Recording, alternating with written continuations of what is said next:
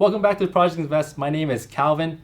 The last few trading days of GME have been wild. Up 50% last Friday, and yesterday I think it was up another 18%.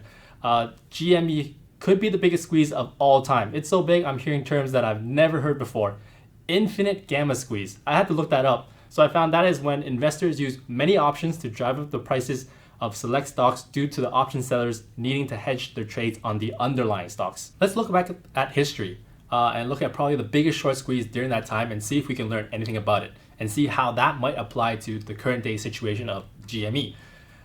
This was called the Volkswagen Infinity Short Squeeze. It happened during the global financial crisis between 2007 and 2008.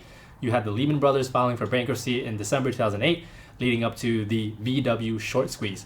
The global financial markets was in shambles at the time. The automotive market was an easy target, as logical thinking would presume car sales would drop. Volkswagen was being viewed as a potential bankruptcy candidate. In other words, Volkswagen was viewed as an exceptionally attractive short candidate. That wasn't wrong thinking, because in hindsight, we know that the largest automaker at the time, GM, declared bankruptcy, as well as Chrysler. The whole short squeeze was started by Porsche, but let's rewind a bit and get a better picture of what happened leading up to this. So the automaker Porsche had a 30% stake in VW. The government fund of Lower Saxony owned 20%. Various index funds owned 5%. So that gives you a grand total of 55%, which was realistically unavailable for the market, leaving 45% for shorts to cover. Porsche had no incentive to sell. The government fund Saxony wasn't selling. Index funds can't really sell because they need to hold proportional to the weight in the DAX. And all during this entire time, Porsche gave no inclination that it wanted to take over VW. And most investors didn't really think Porsche even had the means to do so, considering the state of the auto industry during this time. The short interest at the time was 12.8% of total outstanding shares, which wasn't very alarming. That all changed very quickly when Porsche announced they were going to increase their stake by additional 44% on a Sunday when markets were closed. So if you do the math, Porsche now had 74% now. The government still held the 20%. The index still had the 5%. That only leaves you with 1% left for the shorts to cover.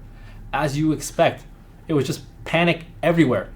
Now the resulting panic caused a short squeeze in the VW shares that saw the deeply troubled automaker briefly becoming the most valuable company at the time. So think of it if it became the biggest company, bigger than Apple in relationship to then and now. Despite being in the middle of the worst financial crisis since the Great Depression, VW shares briefly exceeded a 1,000-day intraday with a market cap of over 300 billion, and this is all in euro. Hedge funds who had sold VW short quickly saw their collective losses exceeding 30 billion. What can we learn from this? You can definitely make money on a short squeeze, but we can see in the chart that over the long run, the short squeeze is just a blip and the share price tends to fall back in line with fundamentals. So every stock in short squeeze is different, and you need to understand the risks and rewards. But we can make the assumption that someone is always going to be left holding the bag. You want to make sure that it isn't you.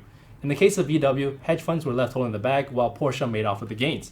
You have to remember, this is a short squeeze play. That's why even when GME is at $100, $150 per share, it makes sense. The price isn't an indicator of the company in the long term. It's purely a battle between the shorts and the longs. This will play out in the short term with the winning side taking all the profits. It will level out in the long run. This is just my take on GME. We do have a position, a small one. You can follow us on our portfolio on Walmart. Guys, just sit back, enjoy the ride.